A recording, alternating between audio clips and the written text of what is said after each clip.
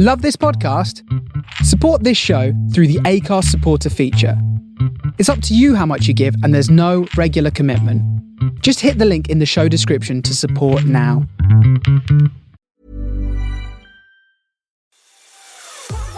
When the energy is high and the music is right, pushing past your limits becomes that much easier.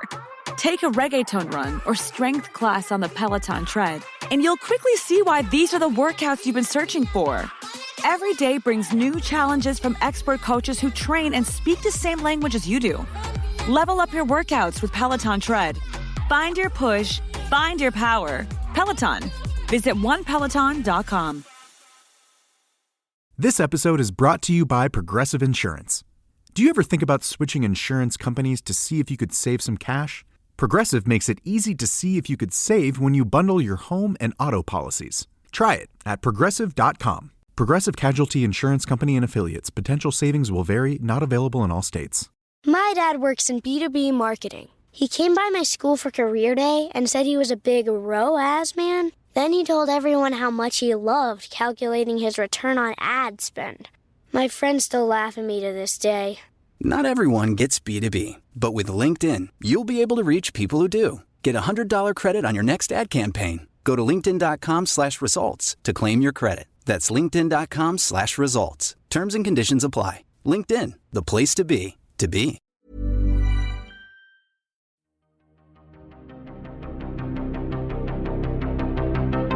This is Writers on Film, the only podcast dedicated to books on cinema.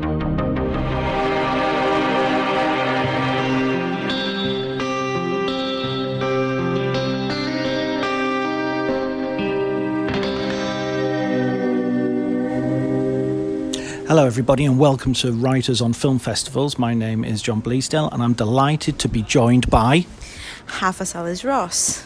Hafa is a writer for lots of different places, including Variety, Letterboxd, all over the shop really, freelancer much like myself, and we've met at several festivals, so I'm delighted to get her take on Karlovy Vary. This is a festival that takes place in the Czech Republic, at the historical spa town that inspired Wes Anderson film Grand Budapest Hotel. And this is your first time at the festival, only my second. What do you make of the festival, Hafa? First of all, this is the nicest you've ever been to me. Thank you. That's lovely. But yeah, broadcast friendly. Yes. I always wanted to come to Karlovy Vary. I always thought that was a beautiful city and the program was a really exciting discovery opportunity during the summer festivals, and I was really glad that the opportunity presented itself. And I think it's a beautiful city. I think it's incredibly friendly to audiences. I don't think I've seen that many young people, cinephiles, trying to take chances on films in many years really, and really reminded me of the beginning of my own festival obsession and cinephilia. So it's been a lovely time. Yeah, I totally agree. There is something about the audience participation in this festival which is really special. One example of that, probably an extreme example, but I went to see Love Lies Bleeding, which of course was premiered several months ago in the UK, but this was the Czech premiere, and they had a bodybuilder come on the stage and do a workout and get the audience involved, and this was like a theatre of over 1,000 people jumping up and down and doing a routine, and the whole place shaking, and it was just so electric for the beginning of the film. And wow, what a film. Yeah, I think these are the things that a lot of the times when we're doing festivals as journalists and just going to those fairly sanitized press screenings, you really miss that contact with the audience and the excitement of seeing something that you've been waiting to see. And Love Lies Bleeding is a perfect example. I saw it at the Berlinale and it was just an injection of adrenaline. It's such a fun film, and this is the perfect way to introduce it. Yeah, Kristen Stewart is a gym manager who falls in love with a bodybuilder. What's the name of the actress of the bodybuilder? Katie O'Brien. And this is a second film by Rose Glass. And personally, for my money, I thought this was superior to her Saint Maud, which I liked. This is interesting. I think there are such different films, and I just remembered the experience of seeing Saint Maud so vividly at the LFF premiere a few years ago. And I think Rose Glass is just a really exciting new talent, someone who's just playful with the form and who has a really interesting eye for imagery. And I think those are two very different films, but very well-realized takes on femininity in a sense, and the female body. And it's such a hoot of a film. I really enjoyed it.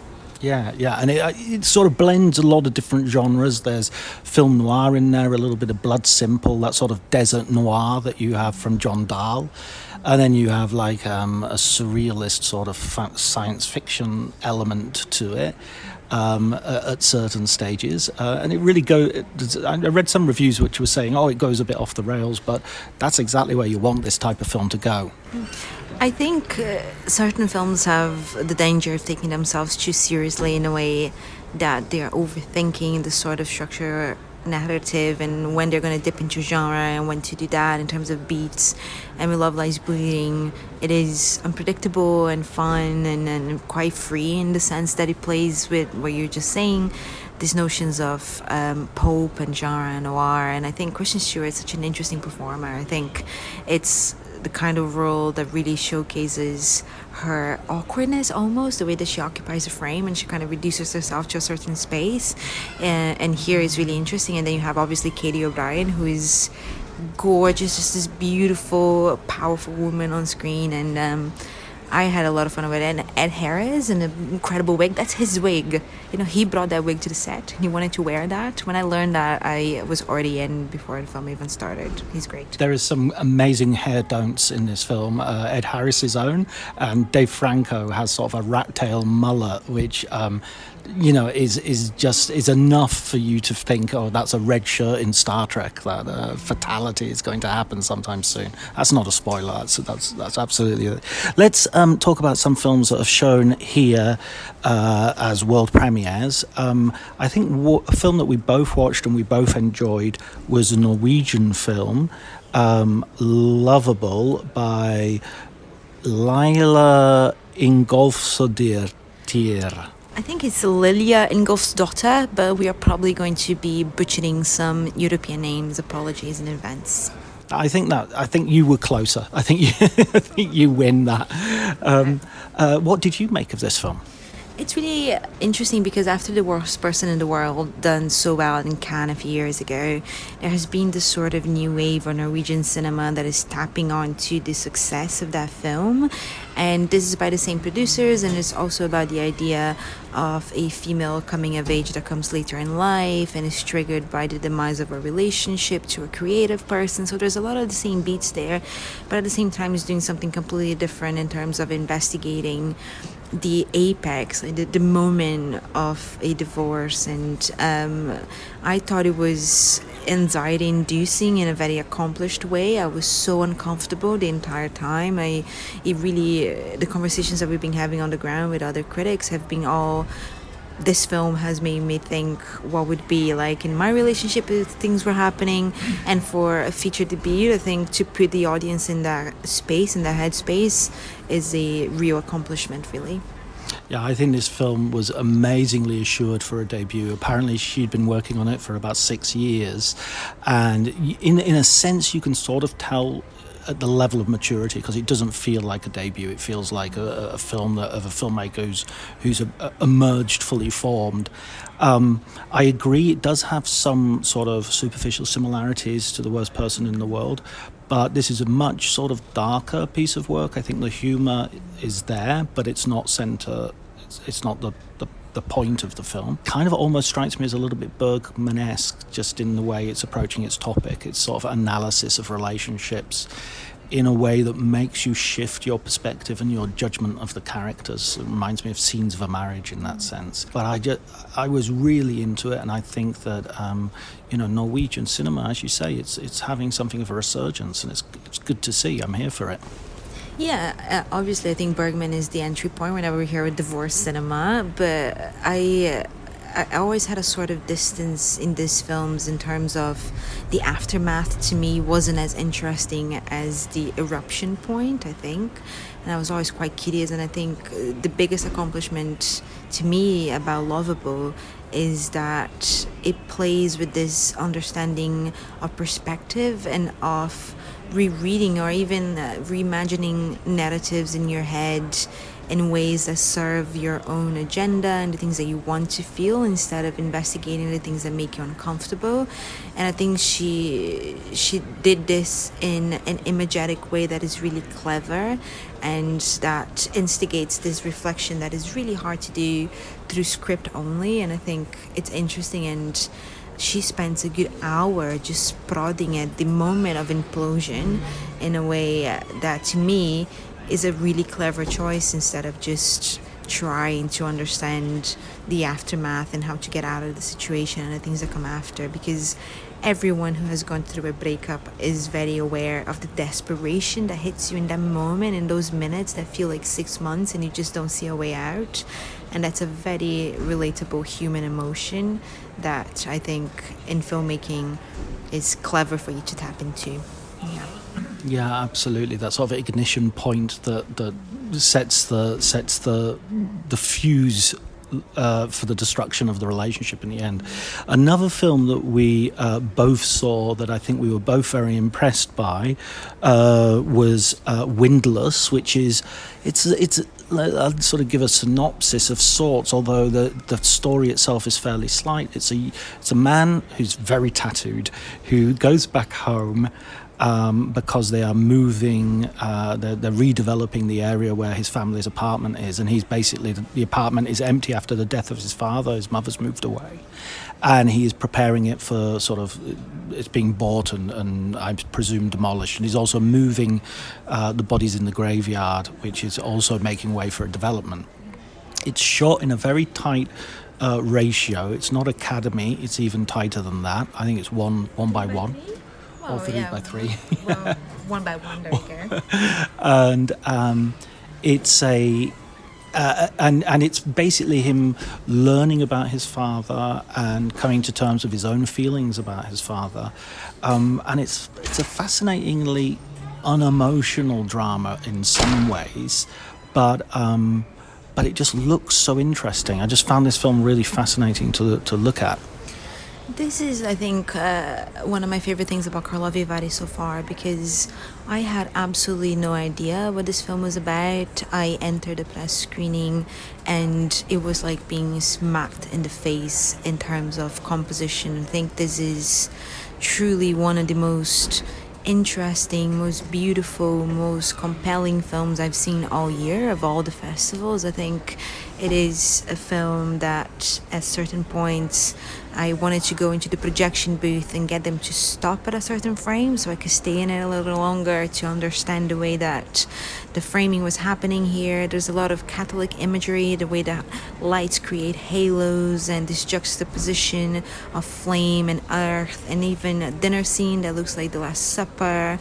And I think it's just a film by a director who really understands the power of imagery and the power of composition and cinematography, or even production design, even walls that, as the film goes by, are emptier, and then it creates room for other things to develop. You know, this juxtaposition between presence and absence. And oh my god, the supporting cast, these older Bulgarian men that are in the film for perhaps 3-4 minutes and just knock you out and just make you think of these lonely people inhabiting these spaces, and who have lived a life of conflict and of being void of food, of the basic sustenance of life, but also of presence and of companionship, of warmth, human warmth, and the lives that they have led. And it's just truly a striking film, and I hope there's a life for it after Karlovy Vary in terms of circulation and distribution, because it's a beautiful film to be watched in the cinema. Yeah, I think that's so true of what you just said about how these are characters who have been deprived of a lot of things. There's a beautiful line in it where someone's describing advice that his father gave another man, which was, you only ever kiss your children when they're asleep, because you don't want them to feel they're being kissed. So that way they grow up strong, and therein lies a heck of a lot of the troubles of these people. It's just so... I think also one of the things that's interesting about Karlovy Vary is you get these films from the East, and you do get these films from Eastern Europe, Central Europe, that may not get as underlined as they do in other festivals, maybe marginalised a little bit rather than being in the main competition.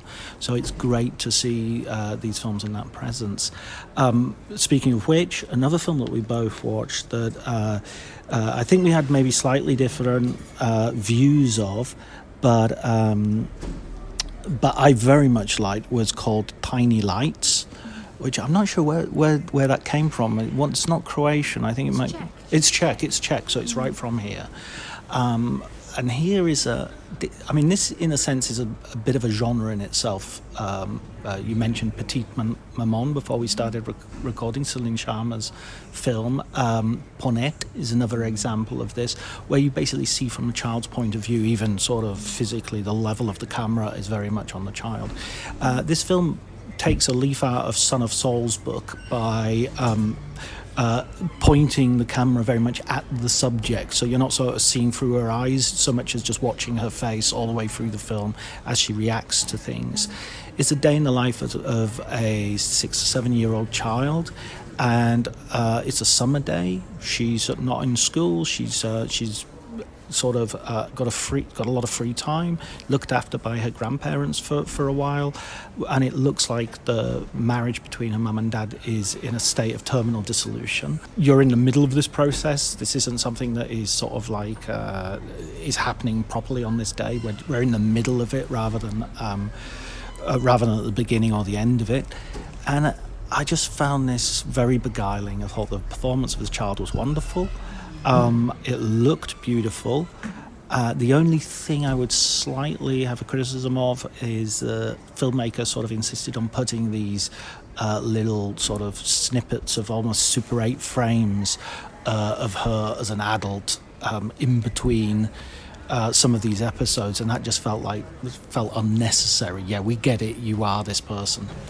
Yeah, correct me if I'm wrong in the production notes after this, but I think this is the third feature in 5 years by this young Czech filmmaker, and the room was full of Czech journalists, and they were quite excited to see a new work by her. So she seems to be a prolific new voice in Czech cinema, which is interesting, and definitely there is an understanding of the cultural climate of that point in her life, maybe 15-20 years ago in Czech Republic, and the conversations around gender roles and gender stereotypes, and wives as getters, as mothers, and the entire time there's this theme of you should be in a loveless marriage as long as it benefits your young child, and kind of the emotional scarring that comes from that.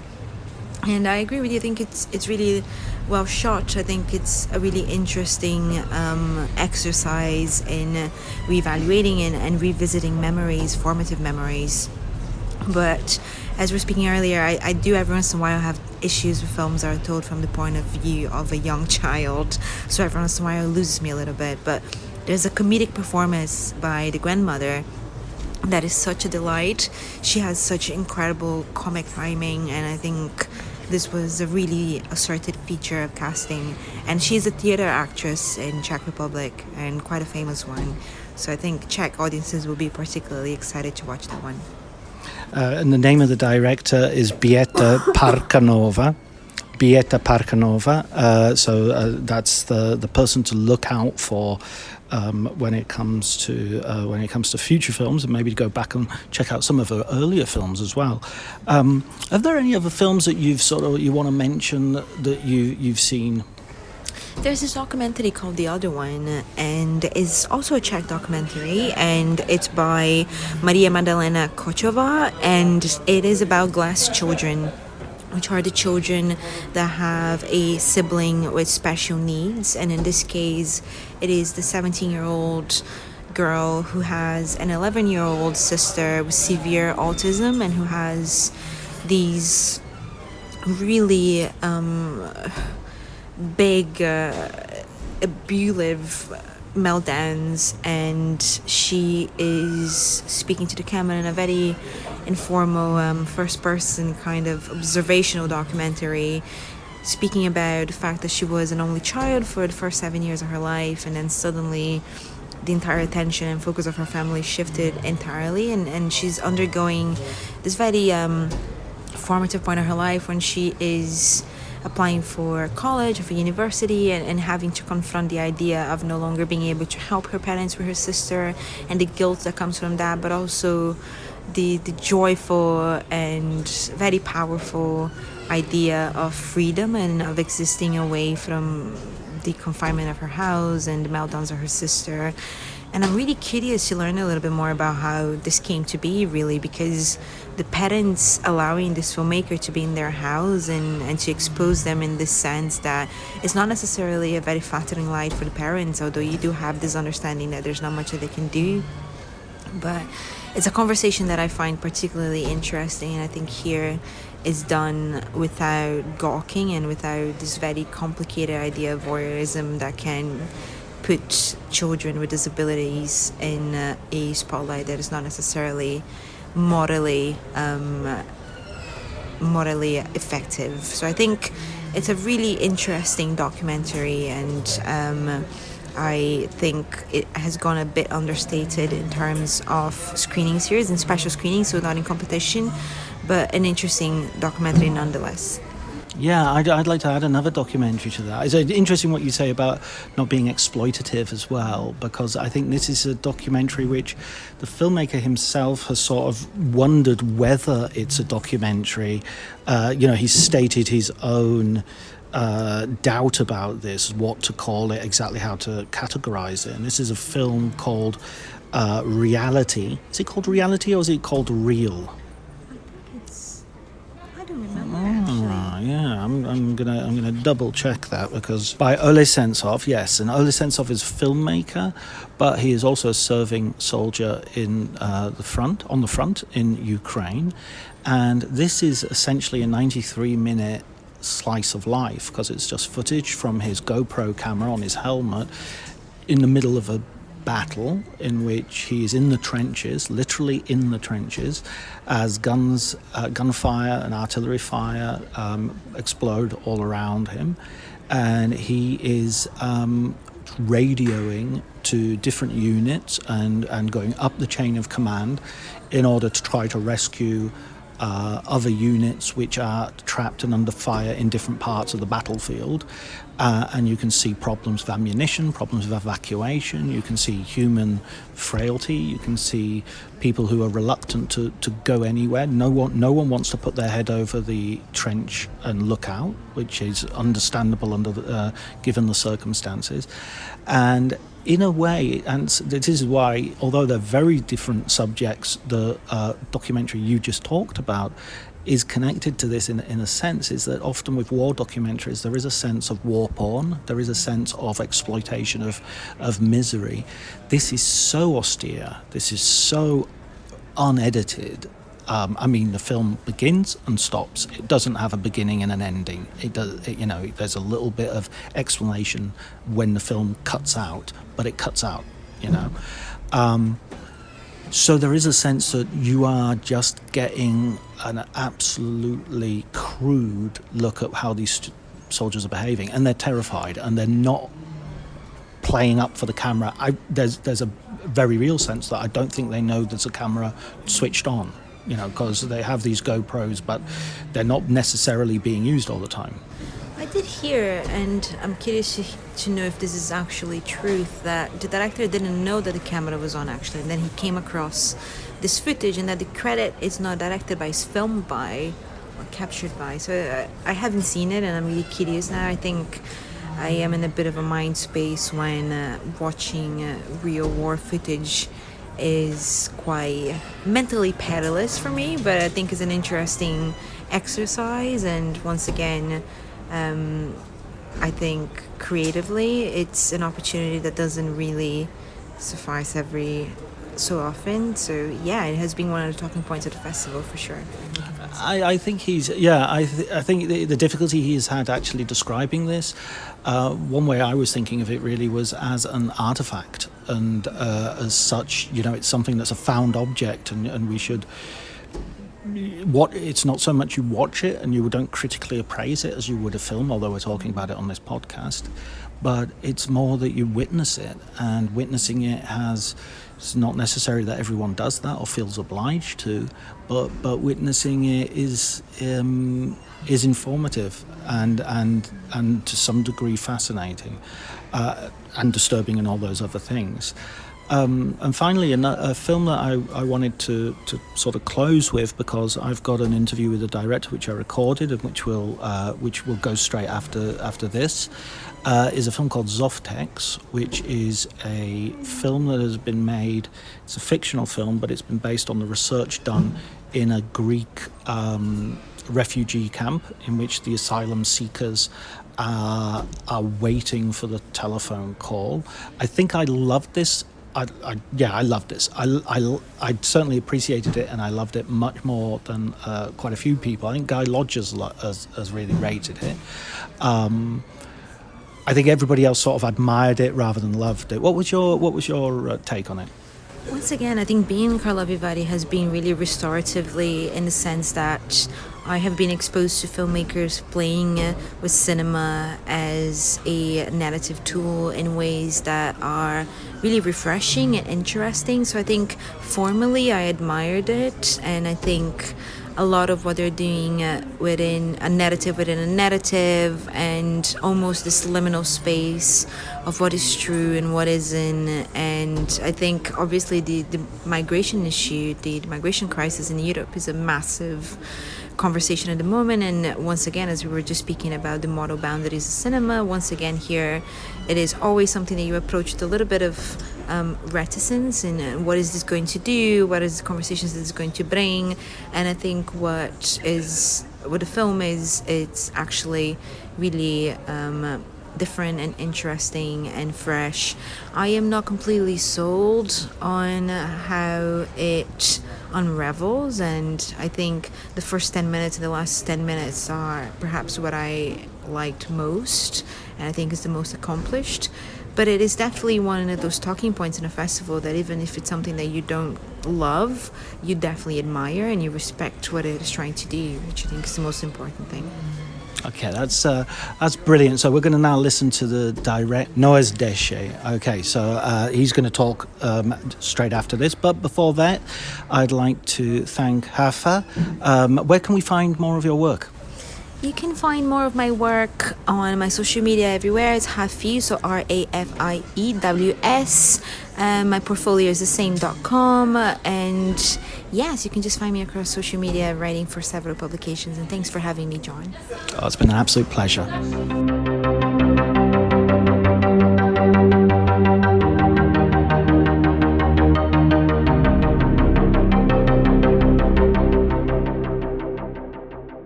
So the first thing I have to ask you is the pronunciation of the title of the film. Zoftex. Zoftex. Yeah. And this is an actual place? Yeah, well, I changed the name because it's an actual place. Right. And because also I wanted to be removed from and more into a parallel reality, because the actual place itself is a little bit purgatorial, not a little bit, a lot.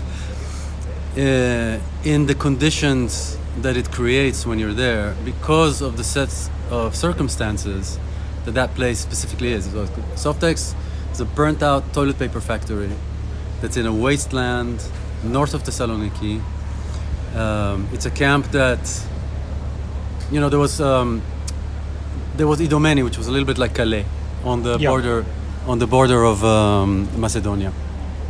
And the military, one day, there was so many people there, around 25,000 people, and the military and the police came and broke it up and just had planes flying, F-16s flying above it, terrifying people. So this is people like trying, at the border... People are trying to cross to the Balkans, to Europe. Right. And they came from Turkey or from the islands, and they broke it apart and put people on big white buses and drove them to many different camps in that region. And one of them was Zoftex. And Zoftex specifically was behind an industrial train yard, and that trains would stop before they go to the Balkans. So there was very rife activity there of people trying to get on the trains, and gangs that are not recognized by the asylum system, or people are trying to benefit from it. So it was dangerous. When you say not recognised, is there a sense of maybe complicity that they're not recognised by the asylum system, but if they can get rid of a few people, they're quite happy for that to happen? I don't know. Well, if you visited Greece in 2015, 16, 17, 18, I think it was so chaotic in terms of just trying to deal with a massive amount of people. You can have a lot of criticism towards the government there, but also how do you actually deal with this influx? And you have maybe 100, I don't want to give exact numbers, but you have many children disappearing, unaccompanied minors. There's an organization called Bodasaki. It's also something I researched that tracked an obscene amount of children disappearing, and the complete impossibility to track what's happening with the funding when it comes to each camp, and specifically Softex had a corruption scandal that involved the Minister of Migration and missing funds, and at some point they probably somebody siphoned off something. Quite a lot of money. Yeah, and if you Google it, you'll see it's a camp that had very violent events that were quite well documented. And at the time I was volunteering I came to help and study basically how the camps function from a friend that started. Explaining football to the friend who's just there for the nachos? Hard. Tailgating from home like a pro with snacks and drinks everyone will love? An easy win. And with Instacart helping deliver the snack time MVPs to your door, you're ready for the game in as fast as 30 minutes. So you never miss a play or lose your seat on the couch or have to go head-to-head for the last chicken wing. Shop Game Day Faves on Instacart and enjoy $0 delivery fees on your first 3 grocery orders. Offer valid for a limited time. Other fees and terms apply. My dad works in B2B marketing. He came by my school for career day and said he was a big ROAS man. Then he told everyone how much he loved calculating his return on ad spend. My friends still laugh at me to this day.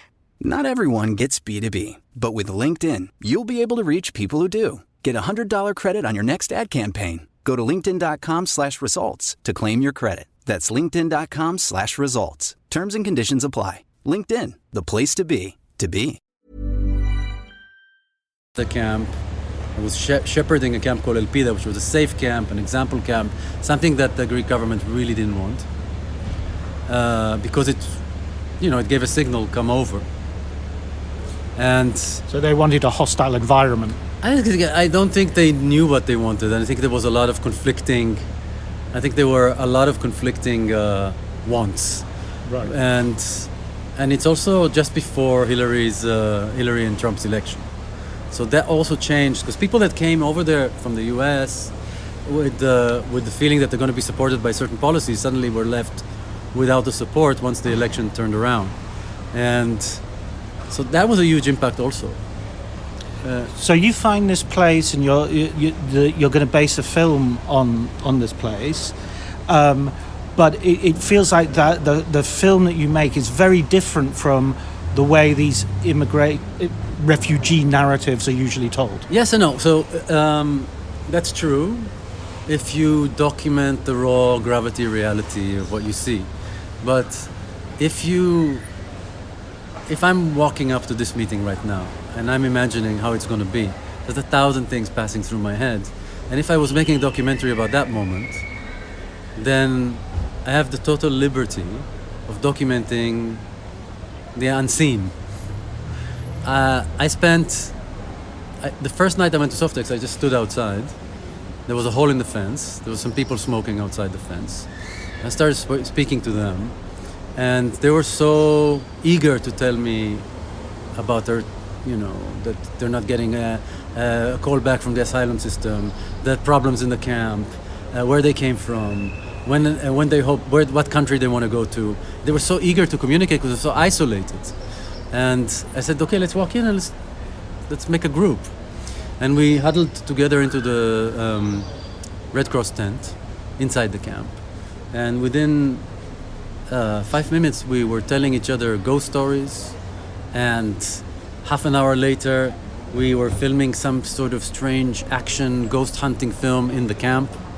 And then we went back and we watched the footage, and everybody was laughing. And they asked me, when can we do this again? And I said, okay, let's figure it out. Who should I speak to? Who do you trust in the camp? And I said, there's a small NGO here called Intervolve, and there's an amazing woman working with it called Lamia Karkur, and they might be able to help you to get here officially. And at the time also there was an Italian group from Theater of the Oppressed coming to do 7 days of exercises with people. And I joined them together with a friend from Athens that came down to help me out. And we were so inspired by this whole effort. And Intervolve helped me get a badge.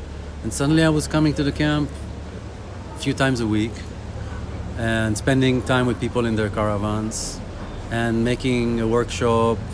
And we were filming. We did one exercise where we started from very simple exercises, like very simple drama games, like a little bit of it in the movie, like trust. Yeah, you see the trust exercise, yeah. The very simple ones. But then one night we said, okay, everybody makes a movie trailer and performs it as a play. Right. And so it was like 10-minute plays that people did. And suddenly from that, one group wanted to make a gangster film. The other group wanted to make a zombie movie. And everybody was making their movies.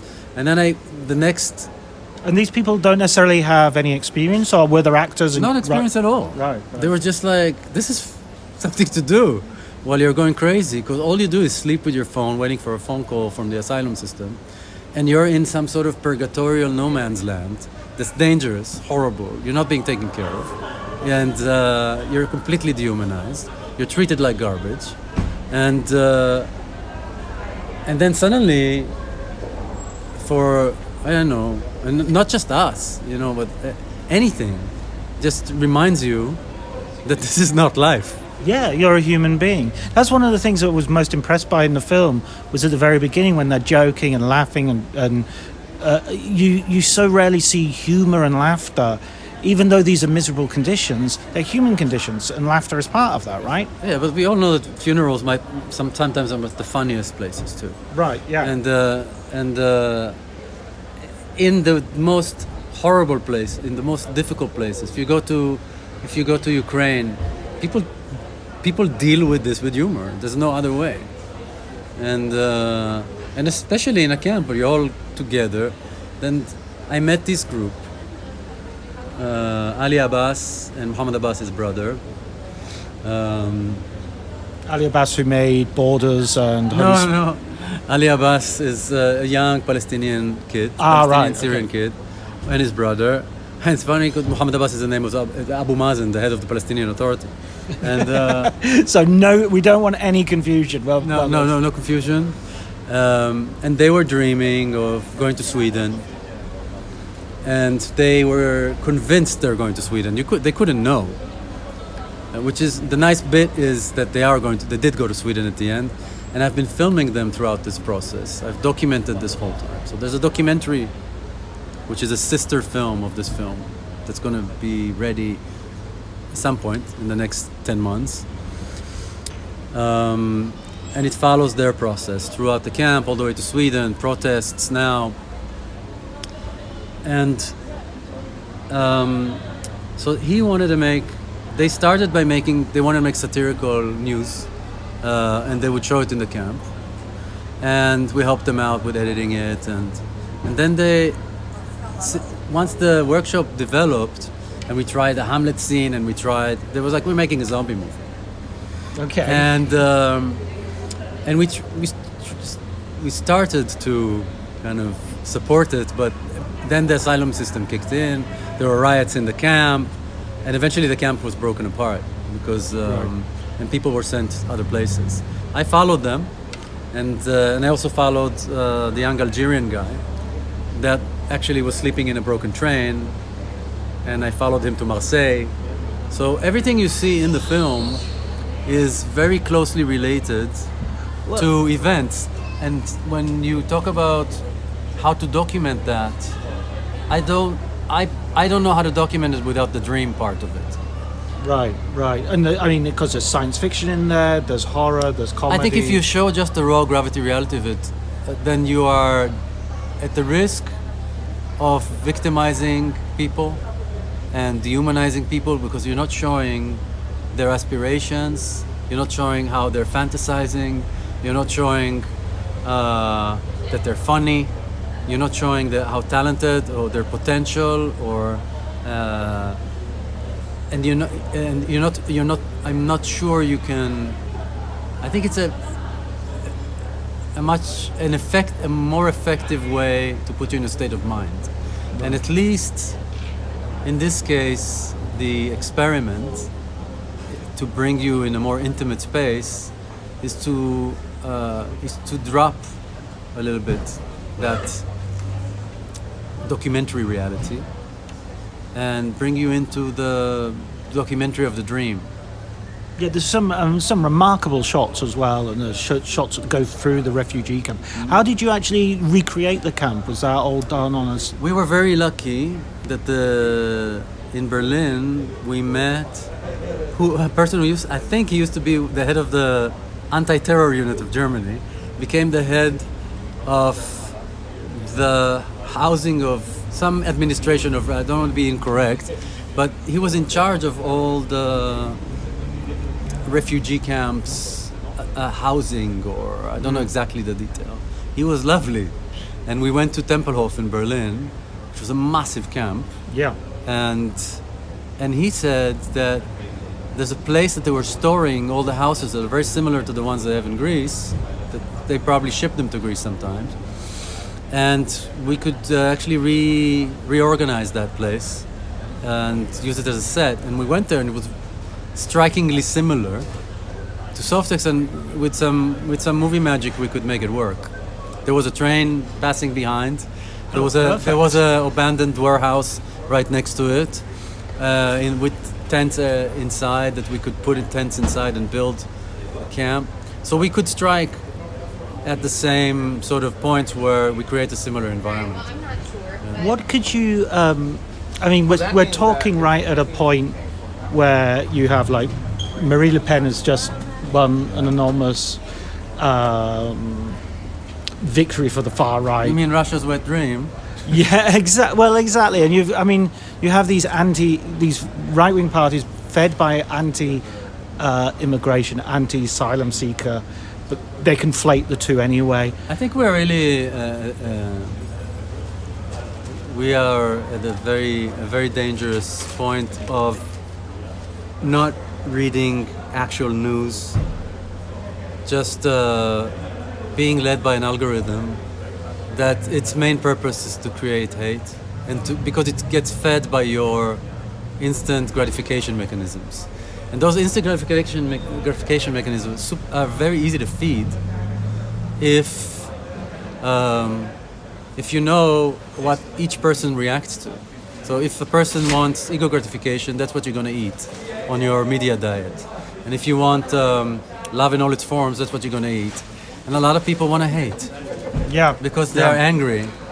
So they get fed more, and they get fed in a way that completely erodes the idea of complexity from narratives. And when you only consume headlines that fit your narrative, that justify something you can quote very quickly, you're the one that's being roboticized. And that's the most dangerous thing we're dealing with, that news comes from TikTok, that the only people delivering the news are comedians, that the other people delivering the news are full-blown actors with a narrative script, and the few journalists that we have are either prosecuted, demonized, or executed. Yeah. And so in that context, a film like this is attempting to recreate that empathy and complexity and nuance. I think empathy. I think it's a word that's used, but it should not be a bonus. It should be built in, and in the sense of it's not something we should even need to mention. It's not like a virtue. It just should be a characteristic. Yeah, it's not something that you should mention. It should be it's the basic. It's a basic compound of you being a human being, and we're losing it. And we're losing it now. You look at genocide in Gaza, and you look at how easily polarized,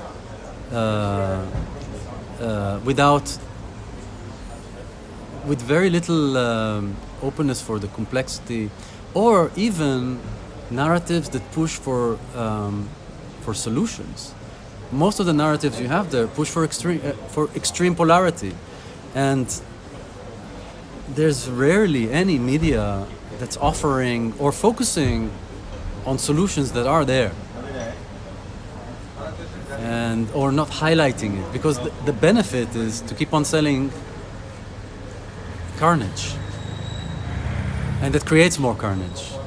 It feeds more carnage.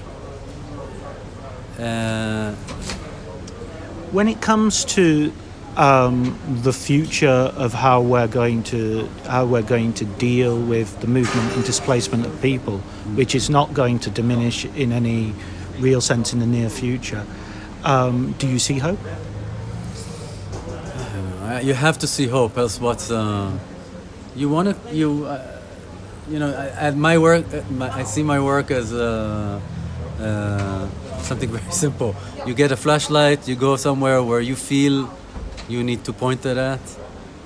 Sometimes it's a camera, sometimes it's a piece of music. Whatever you can do, you should do with that flashlight. And in the best case, it's filmmaking. In the best case, it gets to be displayed in an amazing festival like here. And you get to work with collaborators like Babak, who's my co-writer, or the Khafiri brothers that I met in Berlin, and through them we found all these actors that are incredible, and all of them were asylum seekers at the time. And Abod, who's the lead actor, was living in a refugee camp in Berlin when we were filming. So we tried to keep it very close to the documentary. I don't know, you have to... Every small action that somebody does really counts. And I know it doesn't feel like it, but this is the balance we have. And you're not going to get any gifts for it. I mean, we are definitely getting a gift here just by being here. But yes. But I'm saying it's not like you're going to feel the repercussions of doing something that you feel is right. But it is influencing, and you have to speak about the things that really bother you. You have to speak about Gaza, and you have to speak about what's happening in Palestine and in Israel and in Lebanon and in Syria right now that people are not talking about, and in Ukraine that suddenly is not so much in the news, and Sudan and Congo. This social movement that's happening, and it's beautiful to see what's happening, needs to be global. Yeah. We've got to defeat whataboutery by going, yes, exactly. What about all of this? Yeah. One of the people that I noticed in the credits as well was the American producer Bo Williamson. Bo Williamson? Yeah. Bo, incredible writer, producer. Bo and I went into Ukraine pretty much on the second week of the war. And we teamed up also with Peter Versilov, he's the head of Vonya Group, and Media Zona, the Russian-speaking free press in Canada. And we spent the last 2 years in and out of Ukraine shooting a documentary together. Very intimate study of love, and we're editing it, and it's in the process. Excellent. So he got involved with this because he was adjacent. Also, I mean, we through his producing partner, we met before, and it's just he's a brilliant man, and they wanted to support the project. He came by when we were shooting. He's a big inspiration. Excellent. Well, listen, Noah, thanks so much for talking to me. Thank you very much. This is lovely.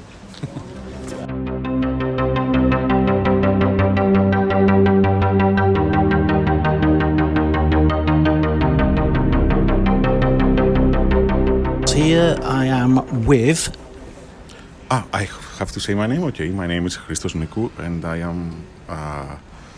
I'm trying to be a director. And I'm coming from Greece, and we try to make 2 films, Apples and Fingernails. And so Fingernails was distributed by Apple, and Apples was the name of your first film. Yeah, that's a coincidence.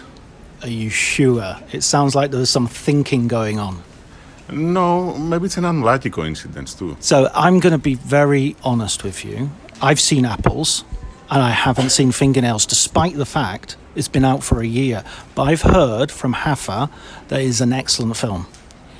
The thing is that nobody has seen Fingernails, because nobody has Apple TV. Yeah, and we didn't release it in many theaters. And thank you so much for saying that from your friend that said... Who said that? Hafa. I don't know. Oh! It's Hafa? It's not Rafa? Yeah, you've been pronouncing it incorrectly all this time. Oh! Oh, yes, because it's not Ronaldinho, it's Juanadinho. Yes, that's true. Okay, so Hafa. Thank you, Hafa. Hafa is here listening in on our conversation, and Christos is just learning how to pronounce Portuguese. Yeah, I was learning last week actually, because they told me that all this time, because I watch football, Ronaldinho is... I was saying Ronaldinho. Yeah, me too. No, it's Juanadinho. Oh my God. Mind blown. Hafa is nodding because she understands how podcasts work. So you're here in Karlovy Vary, and Fingernails is the closing film, and you were talking to me yesterday that came to you as a bit of a surprise. Yes, because first of all, the film was in festivals. We started in Telluride and then Toronto and other festivals in Europe and in US, and the whole team decided to stop being in festivals because the movie was in the platform, even if, to be honest, there were many festivals that they wanted to invite the film, but after the release on the platform, but that's the way that Apple works. But Karel was able with me to, Karel Lok, the festival director, to convince them. And actually he did something crazy because the movie was playing in London, and he asked me if he can come to the screening, if I can give him a ticket for the screening in London. And I said, yeah, of course. And he said, I said, please come and then you can come to our party. And so he flew from Prague. He arrived 3 o'clock in the evening. He watched the movie. Then he came to our party, and 6 o'clock in the morning he left back from Prague. So he did that trip only in order to watch the movie in London. And yeah. What a party monster that he was as well. And I think that it wasn't for the party, but yes, it's... Okay, can you describe to us the film, Fingernails, and the sort of... I mean, Apples I loved. I had such a sort of great sense of humour. I mean, the word quirky is used way too much and is way too slappable, but I just think it's a good sense of humour. So I would characterise it as.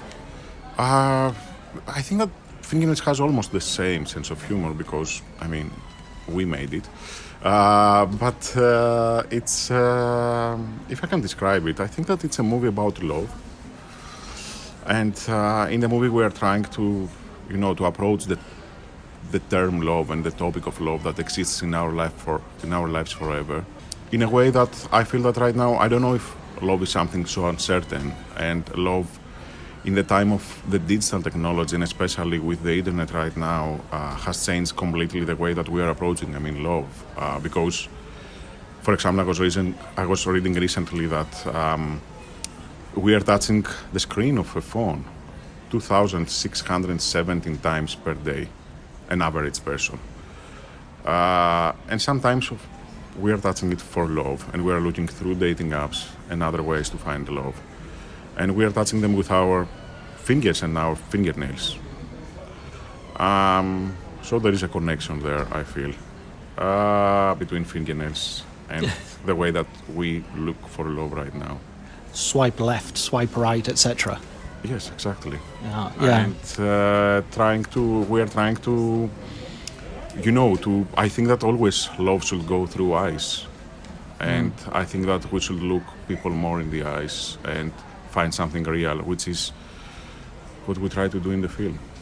having made this film and it going into streaming and everything, I mean, everybody's talking about the future of cinema and the future of streaming and all this sort of stuff. Is that something that you feel strongly about in terms of you looking at I mean, we've just heard in the news in the UK that a whole bunch of cinemas look like they're going to be closing because a chain is pulling out of cinema distribution.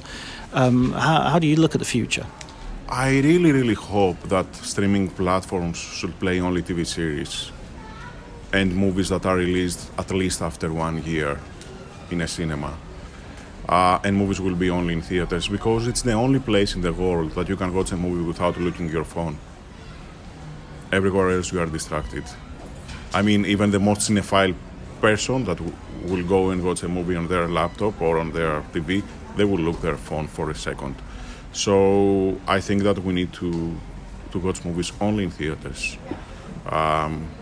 Let's stop watching movies on TV. Yeah, absolutely. Okay, brilliant. Finally, what's for the future? What are you looking at? I mean, Fingernails is like almost a year that it's been out and about. So are you working on a new project? Yes, we're working on a new project. It's called Background. And it's about, we follow 3 extras that they play in famous movies from 1984. And it's about how we're all trying to be protagonists in our lives, but we're still extras in this world.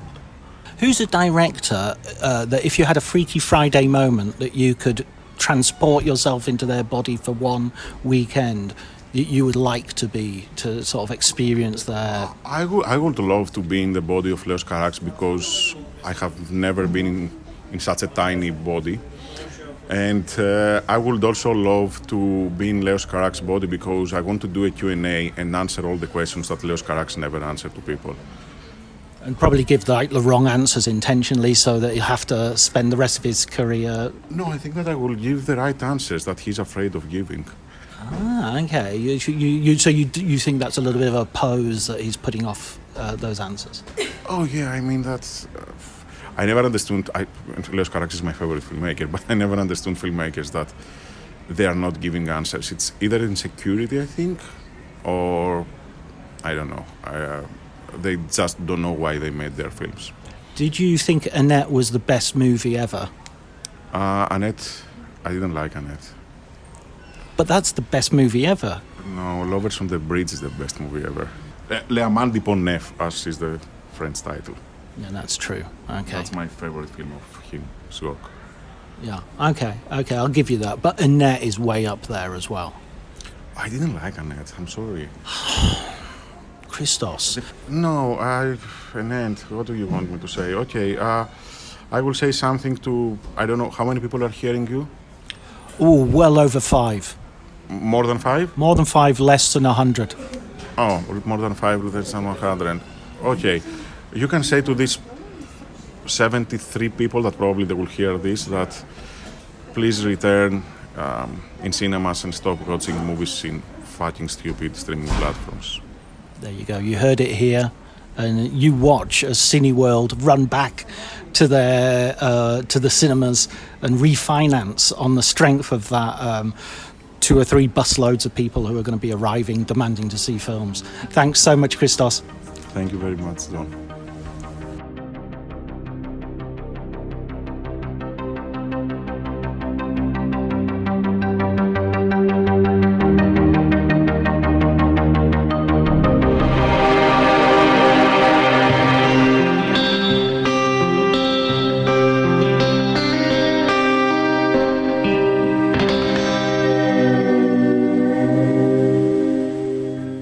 Story about Jonathan Glazer. Go ahead.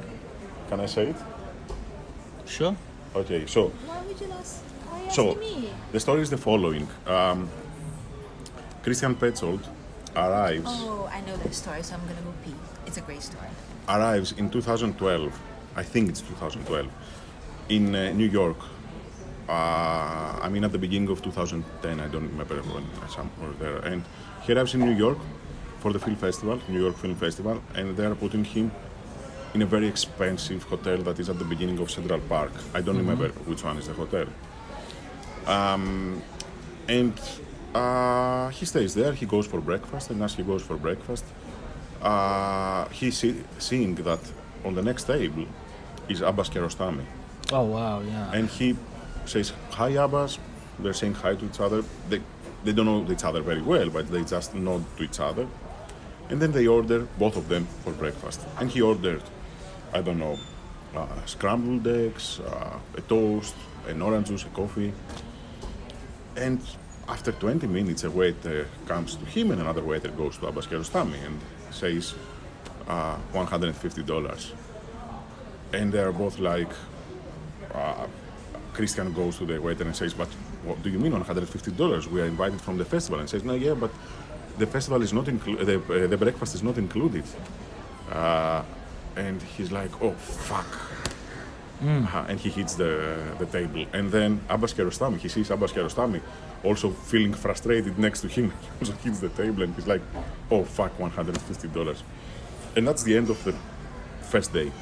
Second day, Christian Petzold wakes up in the morning and says, okay, I cannot pay again $150 for, so I will go to the opposite side, across the street from the hotel. It's Central Park. So he went at the beginning of the Central Park where is that kiosk that sells little donuts and coffee for $1 and donuts for $2. And he takes one donut, he takes one coffee, starts drinking the coffee, eating the donut, but he's hiding behind himself behind the kiosk because he's afraid that somebody from the festival will see him or another guest and they will see that what he's doing. I mean, he doesn't want to pay here and he goes and eats for... And as he turns his back, he sees Abbas Kiarostami being exactly behind him with the same coffee and the same donut. And he's also drinking and eating the donut because he also doesn't want to pay. And Christian was like, oh, fuck, Abbas is here again? What is going on? And he's like, okay, Abbas, I'm not here for the coffee and the donut. I'm here because I wanted to see where Jonathan Glazer shot the opening scene of Birth.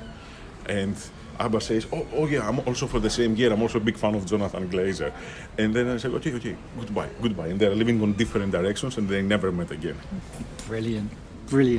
And I said that story to Jonathan Glazer in Telluride this year, and he told me that it's the best story he has ever heard about his movies, and that he was so excited because he didn't know that Christian Petzold and Abbas Kiarostami knows his movies. And I was like, of course. And he was like, wow, I love both of them. I love their work. And he was very excited about it. Oh, good stuff. If there's one thing that my family and friends know me for, it's being an amazing gift giver. I owe it all to Celebrations Passport from 1-800-Flowers.com, my one-stop shopping site that has amazing gifts for every occasion. With Celebrations Passport, I get free shipping on thousands of amazing gifts. And the more gifts I give, the more perks and rewards I earn. To learn more and take your gift giving to the next level, visit 1-800-Flowers.com/ACAST. That's 1-800-Flowers.com/ACAST. This episode is brought to you by Progressive Insurance. You chose to hit play on this podcast today. Smart choice. Make another smart choice with Auto Quote Explorer to compare rates from multiple car insurance companies all at once. Try it at progressive.com. Progressive Casualty Insurance Company and Affiliates. Not available in all states or situations. Prices vary based on how you buy. My dad works in B2B marketing. He came by my school for career day and said he was a big ROAS man. Then he told everyone how much he loved calculating his return on ad spend. My friends still laugh at me to this day. Not everyone gets B2B, but with LinkedIn, you'll be able to reach people who do. Get a $100 credit on your next ad campaign. Go to linkedin.com/results to claim your credit. That's linkedin.com/results. Terms and conditions apply. LinkedIn, the place to be, to be.